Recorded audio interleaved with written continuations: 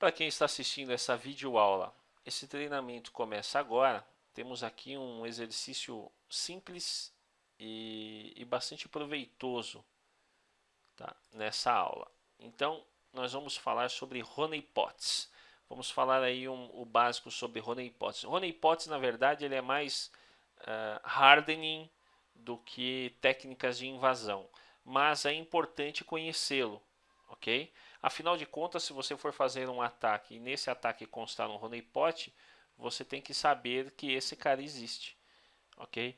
E dificilmente existem centenas de técnicas e essas técnicas não são precisas para descobrir o que é um determinado honeypot ou se você está em um honeypot.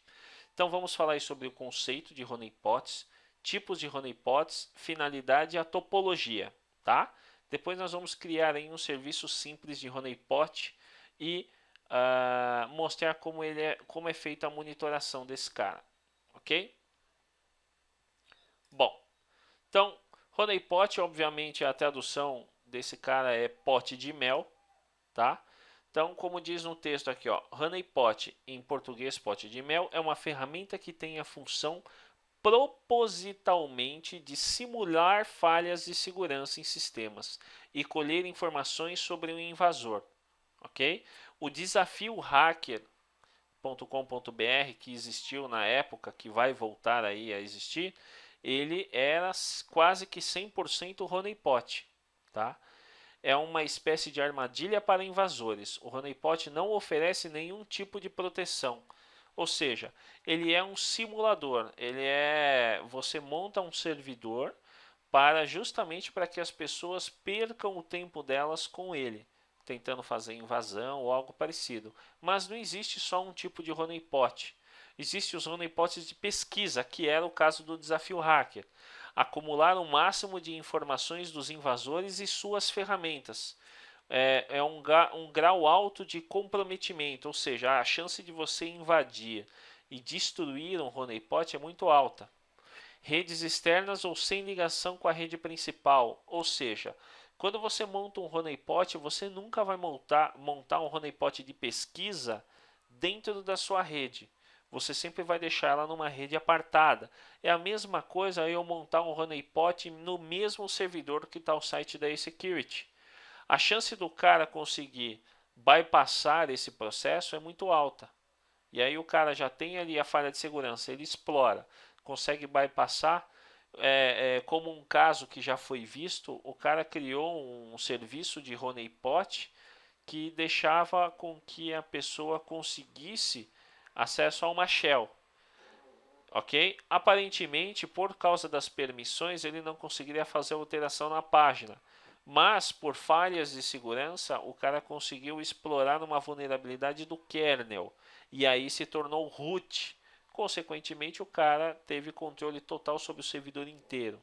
Então, deixar um honeypot, principalmente de pesquisa, em um servidor em produção, na mesma rede ou até mesmo no mesmo servidor, é um erro grotesco e gravíssimo, ok? Os honeypots de produção servem para diminuir riscos, ou seja, você tem uma rede, essa rede tem lá 5 computadores e um é honeypot. Quando o determinado sistema detecta que você está efetuando uma invasão ou você cria um motivo de distração, como habilitar uma porta de FTP, tá? Para o cara ficar fazendo brute force. Então muitas vezes você joga uma porta de FTP num número alto, tipo 65.000, e joga na porta 21 um honeypot, ok? E o cara vai ficar fazendo um brute force ali tentando quebrar o serviço. Só que esse serviço é um serviço de FTP falso. Consequentemente, não existe talvez um usuário e uma senha.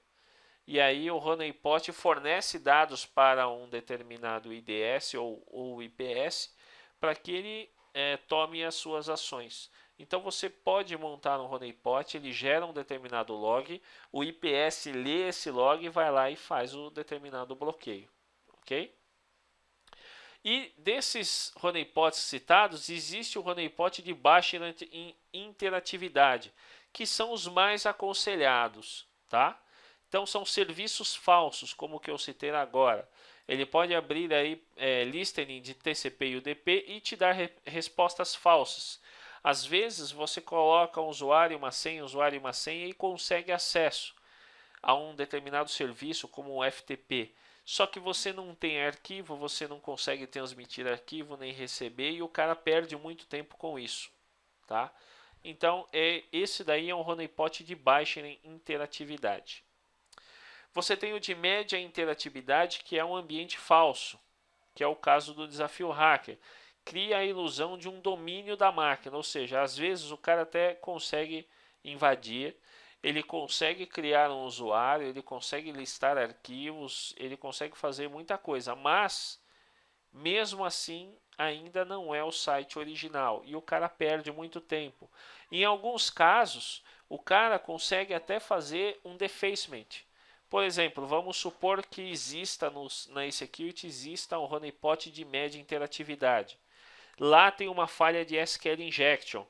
Você vai, explora essa vulnerabilidade de SQL injection, consegue a lista de banco de dados. Lá tem uma senha.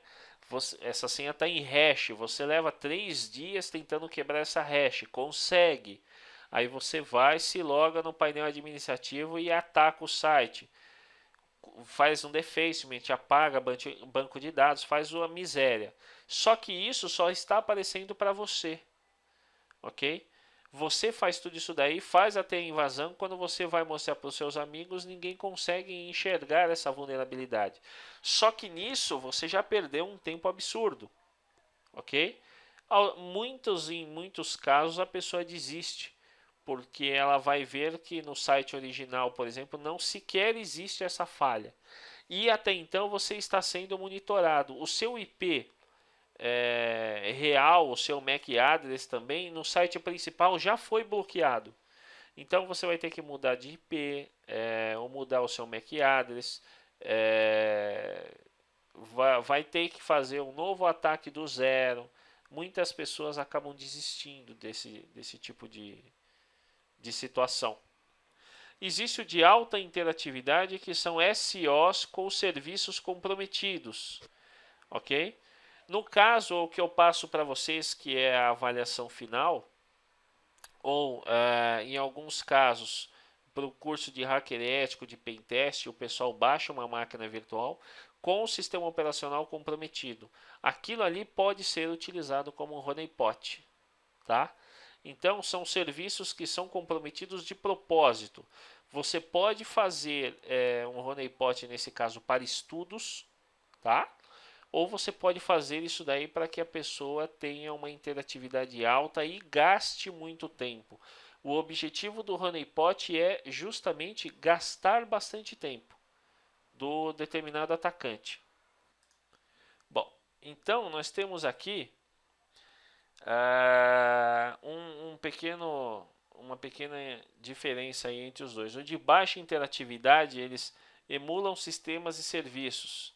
São simples e de fácil gerenciamento. O atacante não tem controle, tá? Ele simplesmente verifica uma determinada vulnerabilidade, tenta fazer invasão, algo parecido, mas ele não tem controle de nada. Então, as ações limitadas, captura de tráfego e malware. Esse daqui é o mais recomendado, tá? A não ser que você queira de fato aprender ou sacanear ali um determinado atacante. Difícil de iludir atacantes avançados ou atacantes determinados. O cara ele acaba percebendo que aquilo é um honeypot ou de que aquele serviço é falso, tá?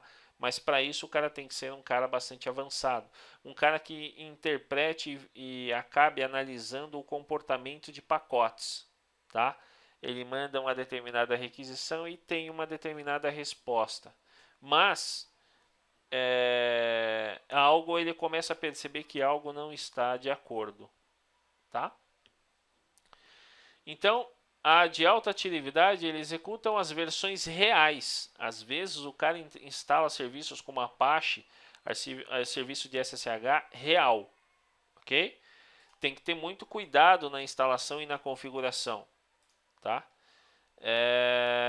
E também na coleta de artefatos. Na verdade, a expressão coleta de artefatos é quando você faz uma determinada invasão, ok? E essa invasão você faz coleta de informações, como o malware, por exemplo, tá? Coleta de IPs, coleta de dados sobre o atacante, certo?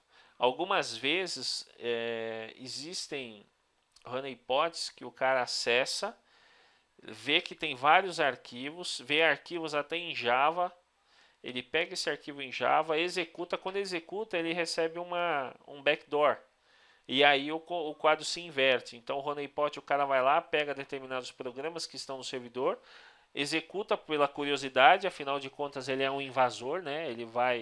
Ele nunca vai imaginar que ele vai acabar se tornando a vítima, ok? E isso daí acontece também. Controle total, ou seja, o invasor tem controle total sobre a máquina ou sobre uma determinada invasão. Captura de mais informações, incluindo ferramentas e comandos. Isso é interessante, que aí você começa a estudar o perfil do invasor, tá? O cara ele faz uma invasão, você começa a logar aí todos os comandos que ele executa. Então muitas vezes você acaba aprendendo muito com isso. Às vezes existe um cliente meu que ele tem um honeypot. O invasor foi lá e tentou fazer a exploração do kernel, mas sem utilizar exploit. Ele foi tentar fazer na mão, para você ter ideia do quanto o cara era bom. Ele podia estar pegando isso no Google, mas ele sabia aplicar do jeito correto, ok? E o cara ele testou com Per, aí ele não conseguiu com Per, tentou com Python, depois ele fez em C, ou seja, o cara de fato era muito bom. Obviamente, pelo IP do país de origem, o cara ele era sírio, né? Ele veio da Síria, o IP, né? Então, obviamente, não devia ser um brasileiro. Do jeito que o cara trabalhava, não aparentava ser um brasileiro, ok? Alguns comentários que ele fez, até mesmo na aplicaçãozinha rápida que ele foi montando, parecia assim que ele era de fora. Mas aprende-se muito com isso. Aprendi muitas técnicas de invasão com o desafio hacker. Ele foi excelente para eu entender como que as pessoas agem. Você começa a distinguir perfis diferentes de invasores. O cara que ele tem um conhecimento mais avançado, ele começa fazendo testes na mão. O cara que é um moleque que se acha Anonymous, ele pega o Acunetics e faz um scan no site. Entendeu? Então você começa a distinguir como que as pessoas começam a trabalhar de acordo com uma vulnerabilidade. Tem gente que encontrou que no site tinha SQL Injection, você via que tinha cabeçalho do Ravige, ou seja, o cara estava utilizando o Ravige, depois ele tentou o SQL Map e morreu por aí. Houveram invasores que tentaram o SQL Map, não deu certo, o cara fez na mão. Então você via comandos ali esporádicos na mão. Tinha gente que tentava brute force, tinha gente que tentou DDoS porque não conseguiu. Então existem pessoas com comportamentos bastante distintos. Mas é um bom estudo, tá? Se você precisa apresentar em uma determinada conferência um estudo, vale muito a pena montar um honeypot e fazer com que as pessoas invadam. Isso é interessante, que você começa a entender como que as pessoas... Você vai ver que existem alguns padrões, tá? O cara que é iniciante, o cara que não tem a mínima noção, o cara que é intermediário, o cara que é avançado. Todos eles seguem praticamente a mesma linha de raciocínio. Quase todos eles utilizam quase todas as ferramentas, as mesmas ferramentas, né? O cara que é iniciante ele é muito mais barulhento do que o cara que é mais avançado.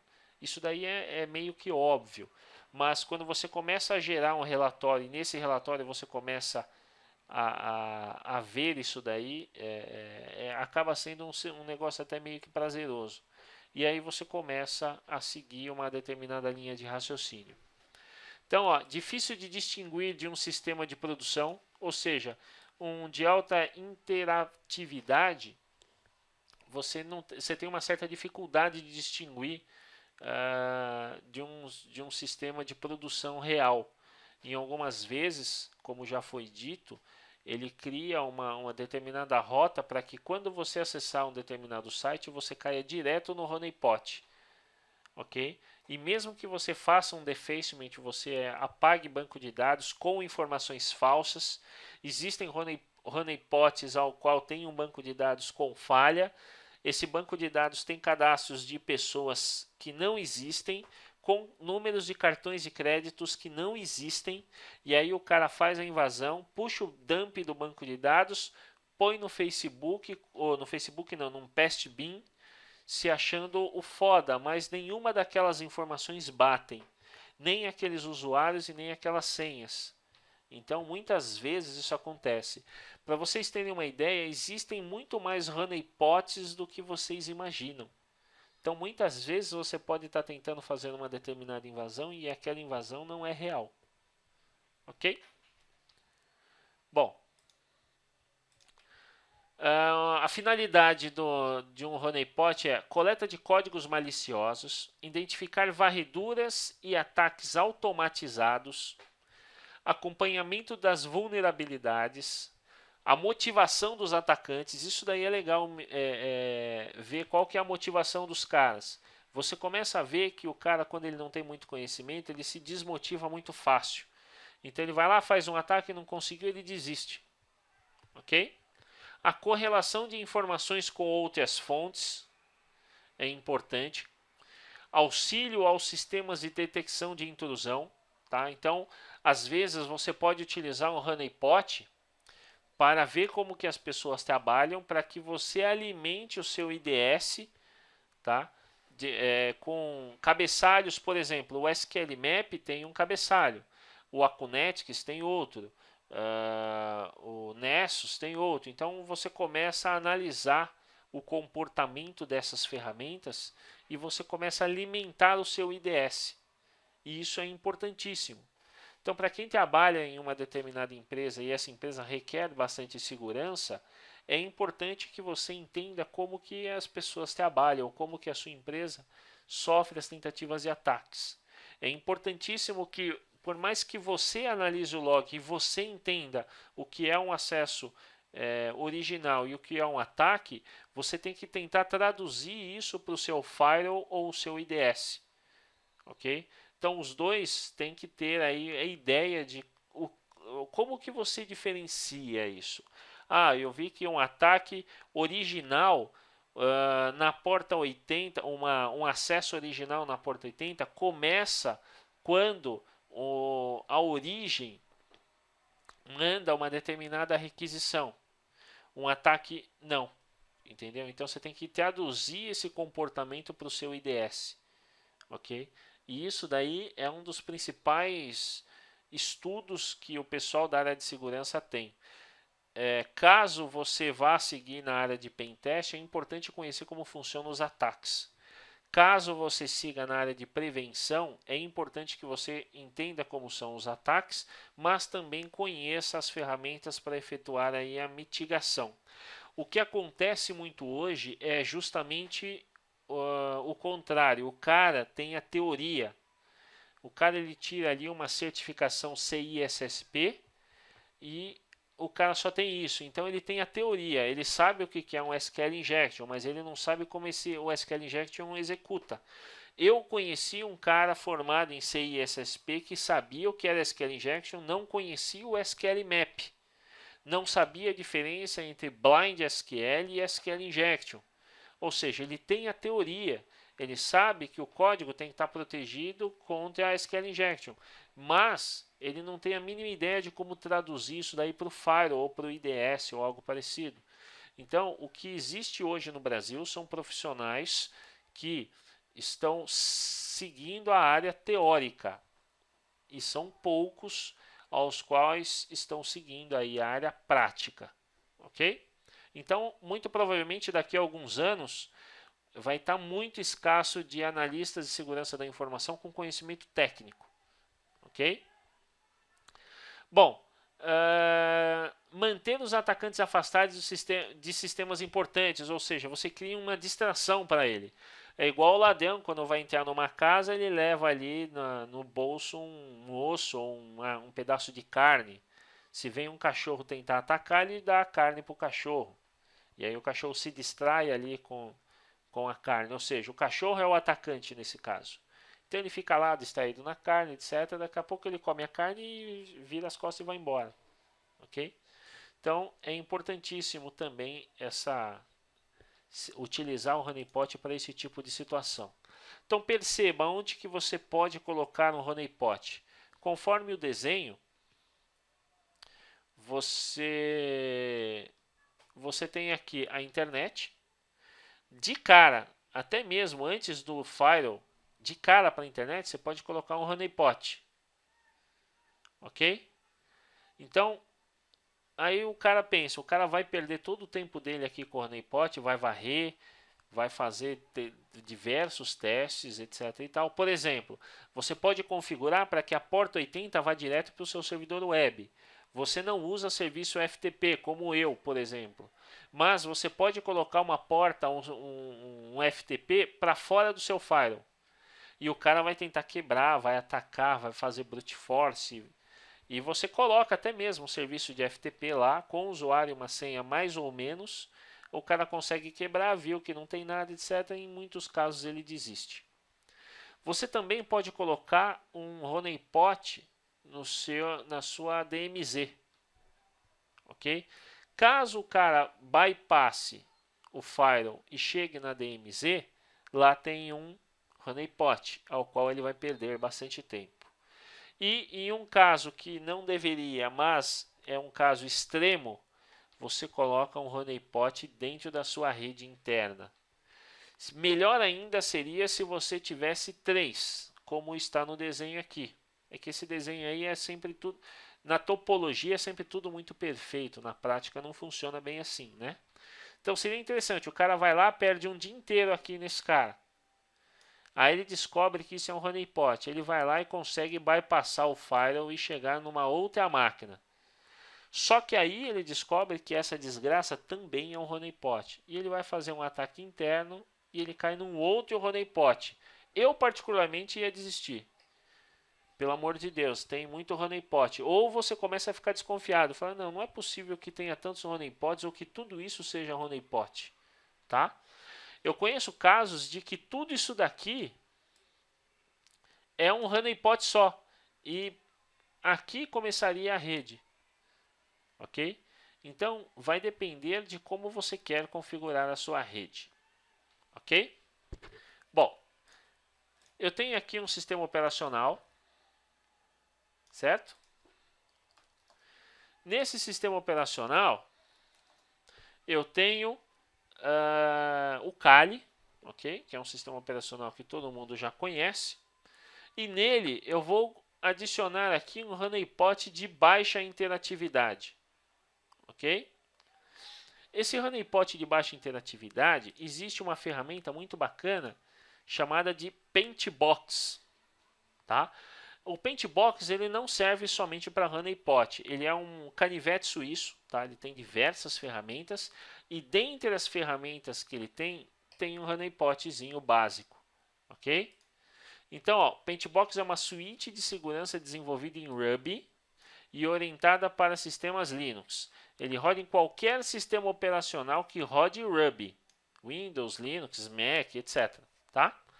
Então, o que ele faz? Ele é um switch honeypot, ele faz TCP Flood, ele faz ataque DOS, ele tem ferramentas de teste de intrusão, ele tem ali uma ferramenta para mensagens instantâneas seguras, ele tem um port scanner como o Nmap, ele tem um fuzzer, ele tem um gerador de senhas seguras e demais outras funcionalidades. Então, é uma ferramenta muito bacana para se usar, ok? Então, o que nós vamos fazer? Vamos pegar aqui, vamos instalar esse cara, ok? Eu vou subir aqui o serviço de SSH e utilizar o put.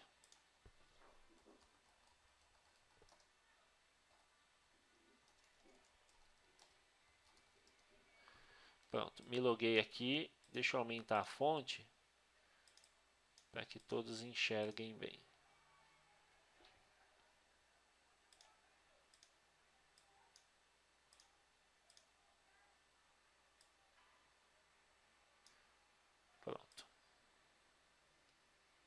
Então vamos brincar com o cara a partir daqui. Bom, primeiro eu vou baixar aí o Paintbox, tá? Eu tenho, eu vou dar um wget em downloads, ponto, tá no source, eu acho que eu vou ter que consultar. Ele está no SourceForge, eu acho que está. Eu vou consultar aqui, é melhor. Eu não lembro de cabeça. Vou pegar o Google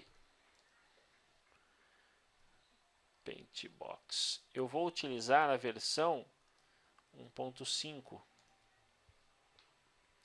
Tem aqui o paintbox.net.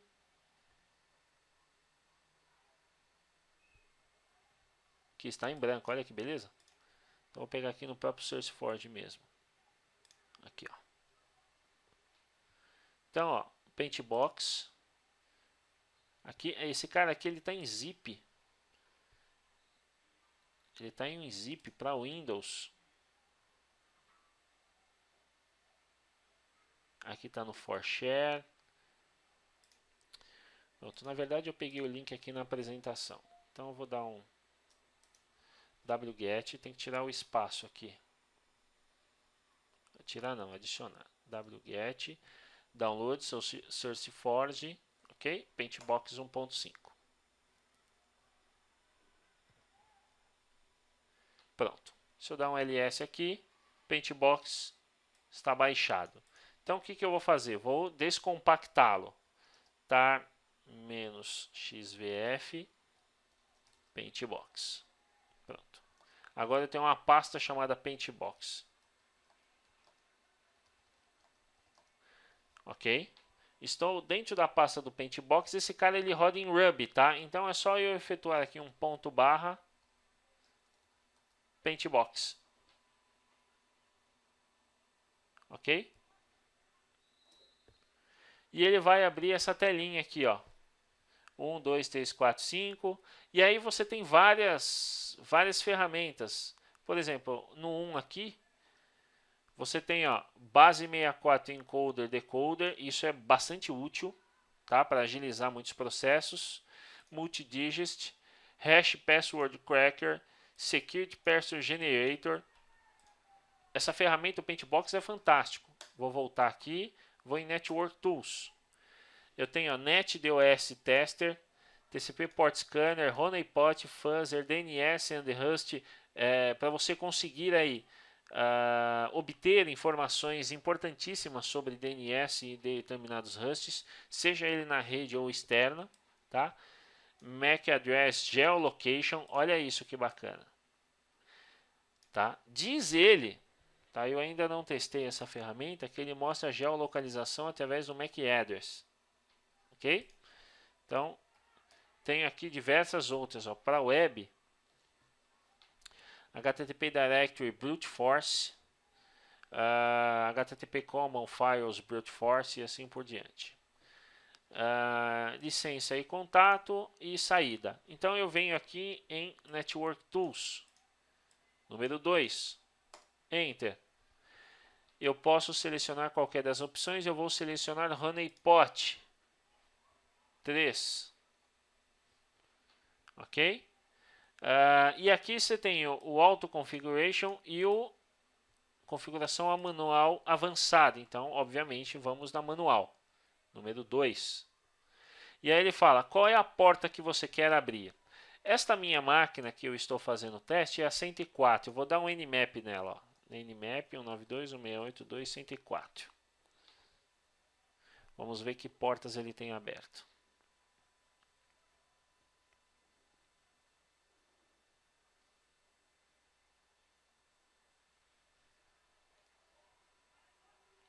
Então ele tem o serviço SSH e a porta 9100, que é a do Tor, que aqui está como Jet Direct. Ok? Bom, então olha aqui que eu posso fazer. Eu posso utilizar aqui, ó, vou pegar uma porta Microsoft. Eu vou pegar na máquina 100, por exemplo. Vou fazer um uma comparação.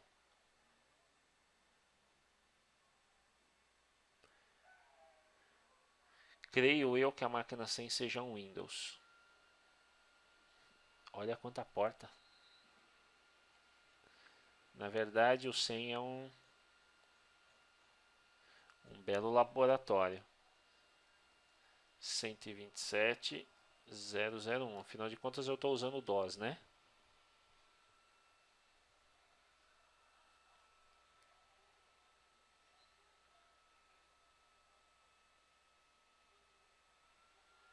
Vamos ver, é a mesma máquina. Então eu vou utilizar uma máquina com Windows 7. Já já vocês vão entender o que eu vou fazer. O Windows 7 é a 103.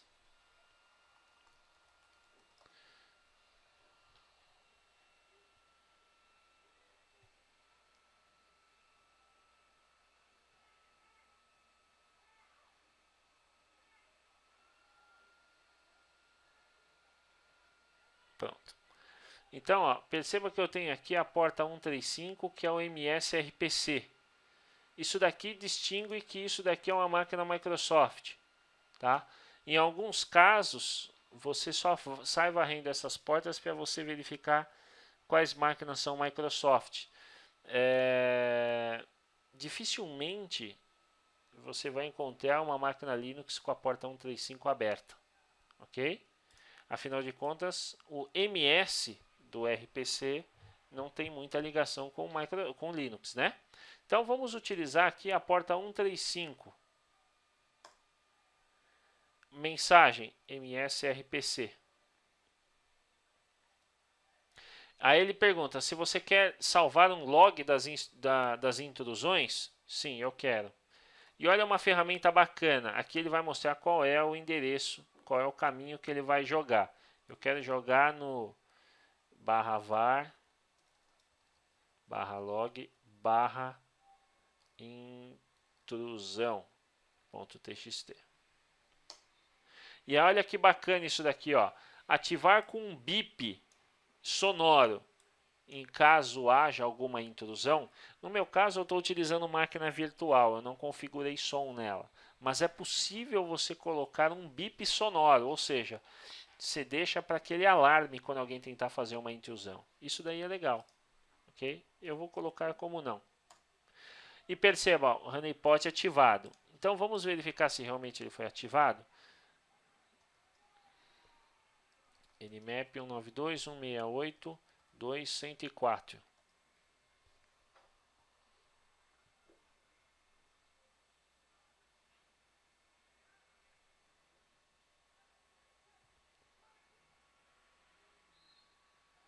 Vamos ver o que ele nos traz. Olha aqui, ó. Ele me traz o SSH, ok? No meu caso está aberto porque eu estou usando. Ele me traz a 135 serviço MSRPC. Isso já gera uma certa confusão, porque o cara pensa, bom, o cara tem uma máquina Windows ou Linux, tá? É possível abrir o serviço 22 no Windows? Mas é incomum, ok? Então vou tentar utilizar aqui menos com as versões. Vamos ver aqui se ele consegue.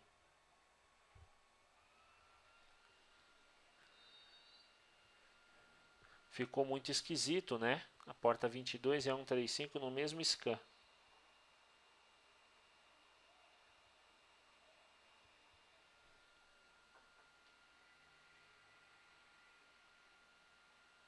Olha aqui, ó. Tá vendo que quando eu utilizo a opção "-v", ele detecta uma intrusão, ó.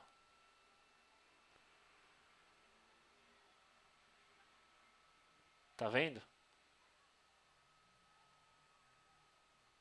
E ele começa a logar isso. Olha lá, ó. Aí você começa a ver até o comportamento do Nmap, né?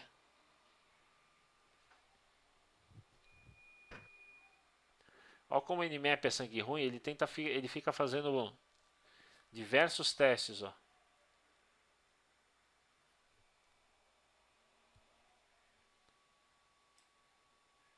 Deixa eu jogar a tela para cá para vocês acompanharem.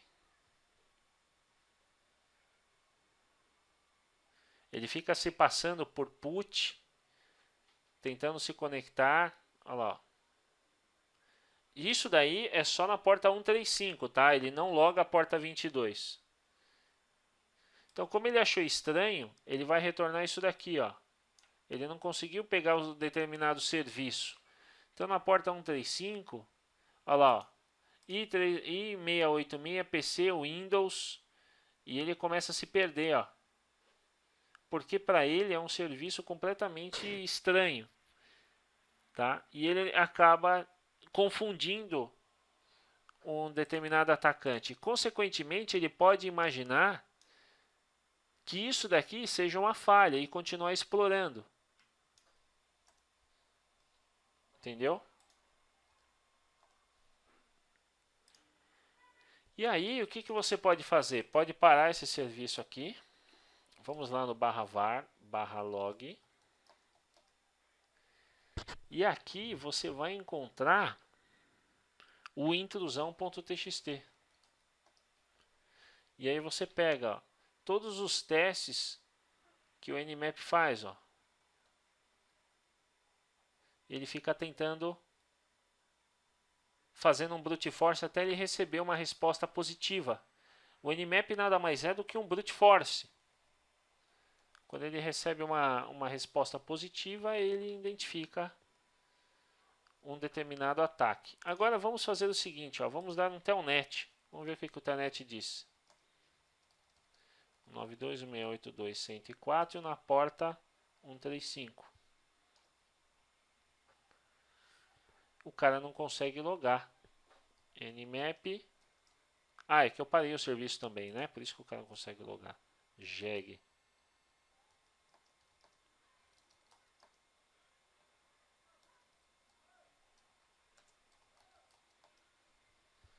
Então aqui, Network Tools, Honeypot 2, porta 135, MS RPC, sim, ok, pronto. Vamos ver o que o Telnet diz. Aqui ele já mostra que houve uma tentativa de ataque proveniente do IP tal, que saiu da porta tal. E os testes, ó. Ah, que a conexão foi perdida. Vou tentar de novo, ó. Teste. Ó.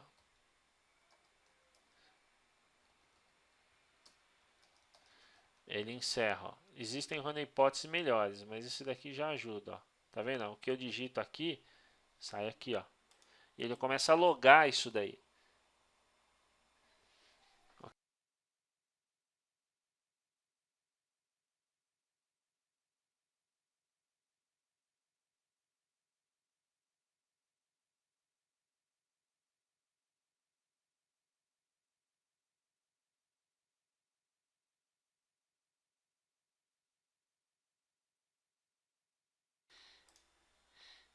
Então ele começa a logar, né? Eu tive um problema no microfone aí. Ele começa a logar todos os dados, né? As técnicas de ataque, o IP de origem, etc. E ele começa a trazer essas informações, quais são as tentativas, quais ferramentas, quais cabeçalhos. Então, como mostra no log, que está no /var /www, não, log,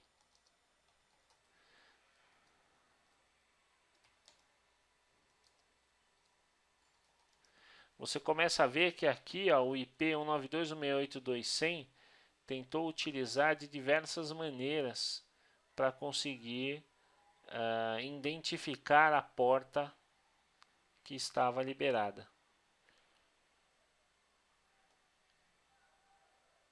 Ok? E a partir daí, você começa a se prevenir mais.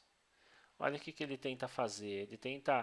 Você começa a entender que o Nmap ele é uma ferramenta, acaba sendo até um tanto quanto simples. Por quê? Porque ela pega uma porrada de serviço e manda, olha, eu dou um telnet nesse cara Se ele me responder com a linha tal, então ele é um serviço na versão tal. Se ele me responder assim, assim, assado.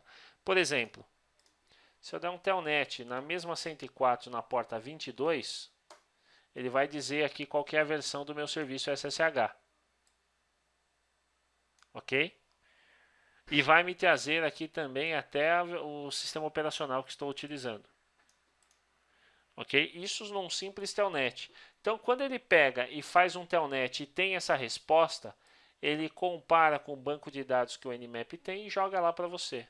Então, só que, querendo ou não, é um sistema fantástico que é o Nmap, né? Só que ele tem que fazer isso daí de uma forma muito rápida. Ok? Bom, então,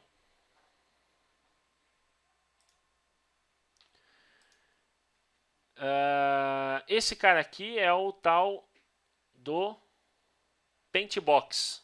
Tá? Existem dezenas e dezenas e dezenas de ferramentas que você pode utilizar para brincar aí de honeypot, seja ele mais intrusivo ou não. O Paintbox eu queria mostrar para vocês porque ele é uma ferramenta muito bacana e não só para honeypot, ele faz diversas outras coisas também. Certo? Bom, então, para quem está assistindo essa videoaula, esse treinamento encerra-se agora. Até a próxima aula.